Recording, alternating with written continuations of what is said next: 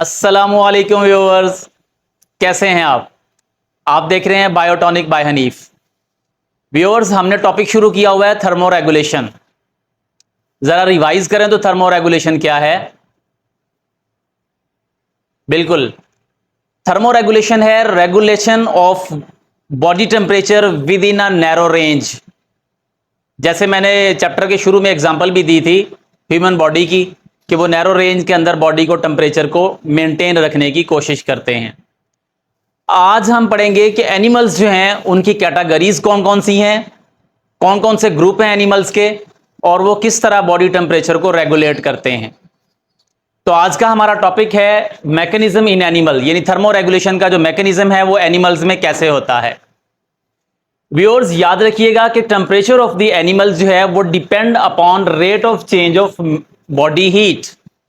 इसका मतलब क्या हुआ कि यानी जो एनिमल्स की बॉडी का टेम्परेचर है वो डिपेंड करता है मेटाबॉलिक एक्टिविटीज पे, यानी बॉडीज के अंदर जो कैटाबॉलिक एक्टिविटीज हो रही होती हैं। आपको मैंने बताया हुआ है कि जब कैटाबॉलिज्म होता है तो as a result heat produce होती है। तो जो एनिमल्स की बॉडी टेम्परेचर है वो किस चीज पर डिपेंड करता है, वो डिपेंड करता है rate of change of body heat. अब अगर rate of change of body heat की बात करें तो ये तीन चीजें होती हैं जो बॉडी हीट की तब्दीली को मेंटेन रखती हैं। तीन चीजें वो कौन कौन सी हैं। नंबर एक, हीट प्रोड्यूस्ड। अब हीट प्रोड्यूस कैसे होती है, वो आपको बताया हुआ कि कैटाबॉलिज्म से होती है। तो एक तो प्रोसेस हो गया फिर मेटाबॉलिज्म का, कि जिससे हीट प्रोड्यूस होती है। दूसरा हुआ हीट गेन्ड। अब ऑर्गेनिज्म जो है वो डायरेक्टली या रिफ्लेक्टेड रेज की सूरत में हीट को एनवायरनमेंट से गेन भी करते हैं। अब मैंने दो तरीके बताए, कौन कौन से। डायरेक्टली गेन भी करते हैं एम्बियंट एनवायरनमेंट से। एम्बियंट का मतलब सराउंडिंग एनवायरनमेंट से हीट को डायरेक्ट गेन भी करते हैं इंफ्रारेड थर्मल रेडिएशन की फॉर्म में। अब ये इंतहाई कम वेवलेंथ वाली रेडिएशंस हैं जो डायरेक्ट बॉडी में एंटर होंगी, या रिफ्लेक्टेड फॉर्म में। रिफ्लेक्टेड का मतलब यह हुआ कि ये रेडिएशंस डायरेक्ट अगर बॉडी पे नहीं पड़ रही, डायरेक्ट आप सूरज में नहीं खड़े हो, डायरेक्ट अगर एनिमल सूरज में नहीं खड़ा है तो फिर रिफ्लेक्टेड रेज भी तो बॉडी पर पड़ती हैं। इर्रेगुलर रिफ्लेक्शन होती है। जैसे मैं यहां कमरे में खड़ा हूं तो यहां भी रोशनी जो है वो आ रही है रिफ्लेक्ट होके, यानी इर्रेगुलर रिफ्लेक्शन के थ्रू जो है वो रोशनी हम तक पहुंच रही है। इसी तरह अगर कोई एनिमल जो है वो किसी साए में है तो भी उस तक रोशनी जो है वो सूरज की सनलाइट जो है वो पहुंच रही होती है रिफ्लेक्ट होके।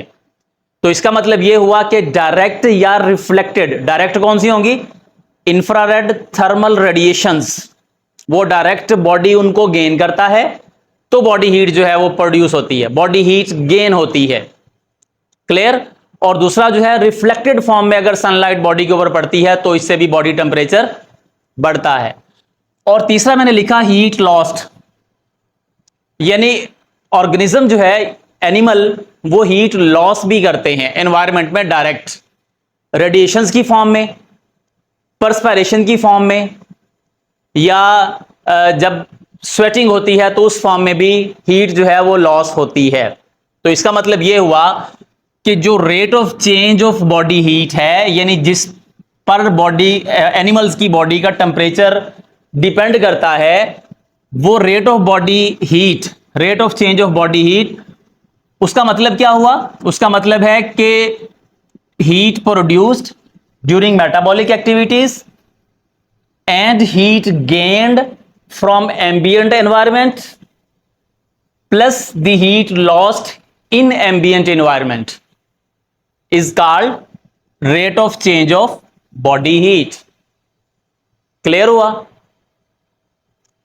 ओके, आगे चलते हैं टेम्परेचर क्लासिफिकेशन ऑफ एनिमल्स।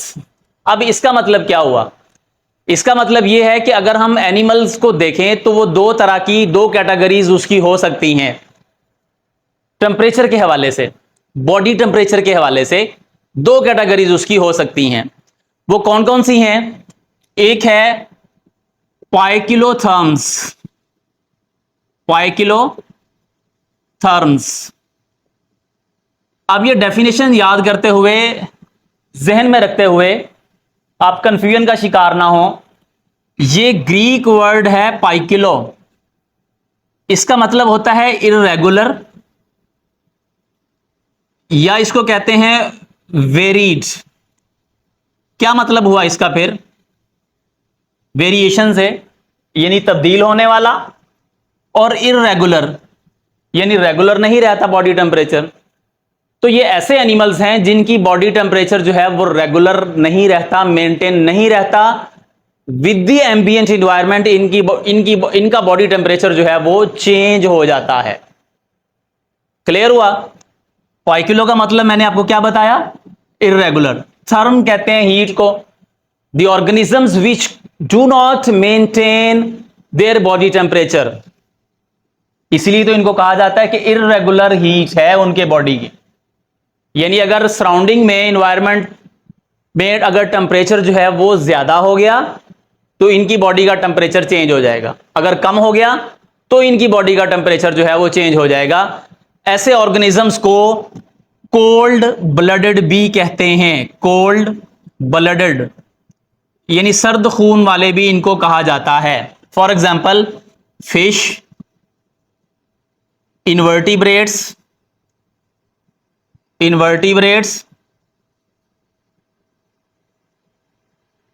इसके अलावा एम्फीबियंस, इसके अलावा रेप्टाइल्स।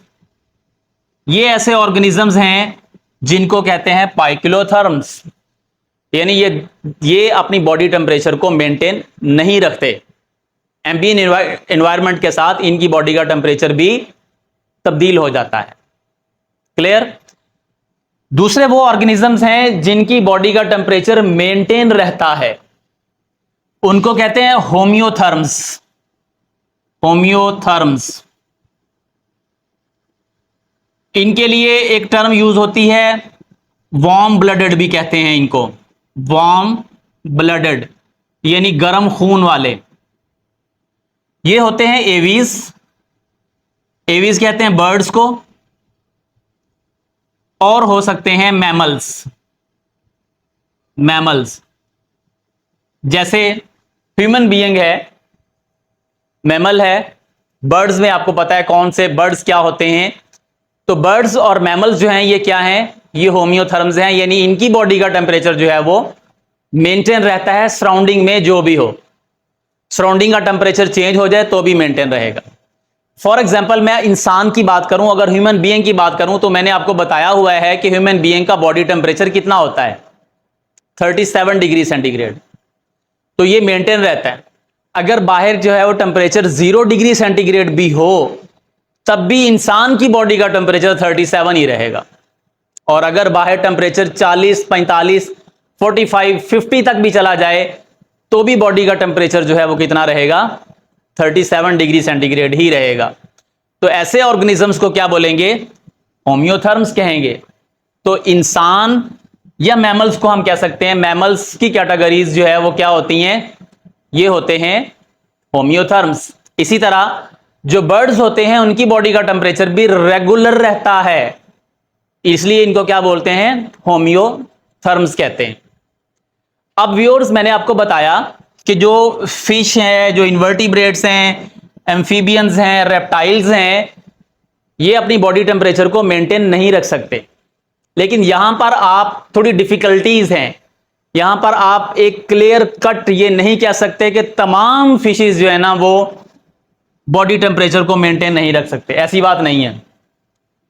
अब वो फिश जो सी में इंतहाई डीप रहती हैं, गहरे पानी में रहती हैं, तो वहां सराउंडिंग का टेम्परेचर इतनी जल्दी तब्दील नहीं होता, तो उनकी बॉडी का टेम्परेचर मेंटेन रहता है। तो कुछ फिशेस ऐसी हैं कि जिनकी बॉडी का टेम्परेचर मेंटेन भी रहता है। क्लियर? इसी तरह रेप्टाइल्स की मैं बात करूं तो रेप्टाइल है जैसे लिजर्ड, वॉल लिजर्ड, इसकी बॉडी का टेम्परेचर मेंटेन रहता है। हालांकि मैंने तो यहां पे लिखा कि रेप्टाइल जो है वो पाइकिलोथर्म है, तो लिजर्ड जो है वो हालांकि रेप्टाइल है लेकिन वो पाइकिलोथर्म नहीं है। क्लियर हुआ? इसी तरह मैं यहां पे लिख रहा हूं कि मैमल्स और बर्ड्स जो हैं इनकी बॉडी का टेम्परेचर मेंटेन रहता है। तो ऐसा नहीं है, यहां पे भी आप क्लियर कट ये एक बाउंड्री नहीं लगा सकते कि तमाम मैमल्स का रहता है। कुछ मैमल्स ऐसे हैं जिनकी बॉडी का टेम्परेचर मेंटेन नहीं रहता, या बर्ड्स ऐसे हैं जिनकी बॉडी का टेम्परेचर मेंटेन नहीं रहता। तो यहां पर थोड़ी सी डिफिकल्टीज हैं जब हम क्लासिफिकेशन की बात करते हैं। आप बहरहाल यहां पे दो ग्रुप याद रखें। एक वो ग्रुप है कि जिनकी बॉडी का टेम्परेचर इरेगुलर रहेगा, वेरिड रहेगा, with the change of environment, with the change of ambient environment इनकी बॉडी का टेम्परेचर तब्दील हो जाता है, चेंज हो जाता है। ऐसे ऑर्गेनिजम्स को पाइकिलोथर्म्स कहेंगे। एग्जाम्पल दी हुई है, एक्सेप्शन है, जैसे मैंने आपको फिश की एग्जाम्पल दी वो एक्सेप्शन है। इसी तरह मैंने रेप्टाइल की एग्जाम्पल दी, लिजर्ड की, वो एक्सेप्शन है जो इस कैटेगरी में नहीं आता। मेजॉरिटी ऑफ द रेप्टाइल्स जो है वो इसी कैटेगरी में फॉल करेंगे। क्लियर। इसी तरह होम्योथर्म्स क्या होंगे कि जिनकी बॉडी का टेम्परेचर एम्बिएंट एनवायरनमेंट के साथ चेंज नहीं होता। तो इनकी एग्जांपल में मैंने आपको दी है बर्ड्स और मैमल्स। तो व्यूअर्स कुछ डिफिकल्टीज हैं, तो आपको बताते हैं कि टेम्परेचर के हवाले से अगर बात करें, टेम्परेचर गेन या लॉस के हवाले से, तो फिर एनिमल्स की कौन कौन सी कैटेगरीज हो सकती हैं वो मैं अगले बोर्ड पे आपको बताता हूं। जी तो viewers, temperature classification scheme of animals depend upon heat production. इन दोनों का जिक्र हम पहले कर चुके, एनिमल्स को हम कैटेगराइज कर चुके। सराउंडिंग के हवाले से अगर देखा जाए तो कौन से टेम्परेचर को मेंटेन रखते हैं सराउंडिंग के साथ, कौन से नहीं रखते, वो हम पहले कर चुके। अब मेन चीज है ये हीट प्रोडक्शन। तो मैंने आपको बताया कि temperature classification scheme of animals mainly depend upon heat production. अब हीट प्रोडक्शन कैसे होती है? वो होती है मेटाबॉलिक एक्टिविटीज से। क्लियर है? मेटाबॉलिक एक्टिविटीज से हीट प्रोड्यूस होती है। तो उस हवाले से अगर देखा जाए तो एनिमल्स की तीन कैटेगरीज हैं, यानी हीट प्रोडक्शन के हवाले से देखा जाए तो एनिमल्स की कितनी कैटेगरीज हैं? 3 कैटेगरीज। कौन कौन सी हैं? पहली है एंडोथर्म। अब एंडोथर्म्स का मतलब यह है कि they generate their heat, body heat, by metabolic activities या बाय हीट प्रोडक्शन, यानी हीट प्रोडक्शन के जरिए से ये बॉडी हीट को जनरेट करते हैं। क्लियर?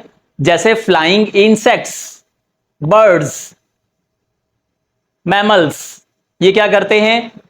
ये बॉडी हीट को जनरेट करेंगे बाय मेटाबॉलिक एक्टिविटीज। क्लियर हुआ? तो ऐसे ऑर्गेनिजम्स को क्या बोलेंगे?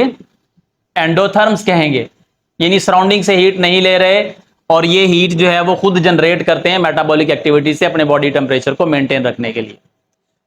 दूसरी कैटेगरी है एक्टोथर्म।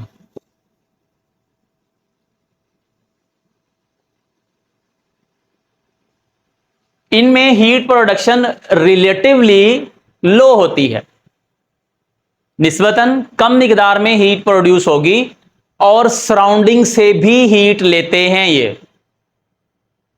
क्लियर? मैंने आपको बताया कि ये सराउंडिंग से भी हीट लेते हैं और खुद भी प्रोड्यूस करते हैं, लेकिन थोड़ी कम मिकदार में as compare to endotherms. Clear? For example birds, amphibians, reptiles, ये खुद भी मेटाबॉलिक एक्टिविटीज से हीट प्रोड्यूस करते हैं और क्विकली चेंज करते हैं एनवायरनमेंट के साथ, और इसके अलावा ये एनवायरनमेंट से यानी सराउंडिंग से भी ये हीट को एब्जॉर्ब करते हैं। जैसे आपने देखा होगा कि जो क्रोकोडाइल्स हैं वो एनवायरमेंटल हीट को लेने के लिए वो पानी से बाहर निकलकर सन बाथ ले रहे होते हैं। आपने ये ऑब्जर्व किया होगा। तो इसका मतलब ये हुआ कि ये सराउंडिंग से हीट को एब्जॉर्ब करते हैं। ऐसे ऑर्गेनिजम्स को, ऐसे एनिमल्स को क्या कहते हैं? एक्टोथर्म्स कहते हैं, जो सराउंडिंग से भी हीट को एब्जॉर्ब करते हैं। क्लियर? तीसरी कैटेगरी है जिसको कहते हैं हेट्रोथर्म्स। हेट्रोथर्म्स